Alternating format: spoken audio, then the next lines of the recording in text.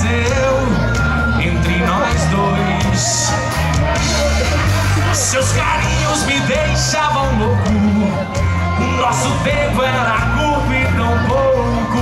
Deixamos pra depois. Com o silêncio entre nós, a sua presença calou minha voz. Outra coisa eu tinha guardado pra te dizer, mas não disse nada. Preciso rever seu sorriso um tanto sem graça.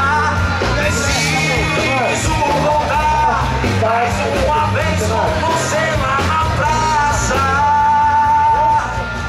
pra falar mais um pouco.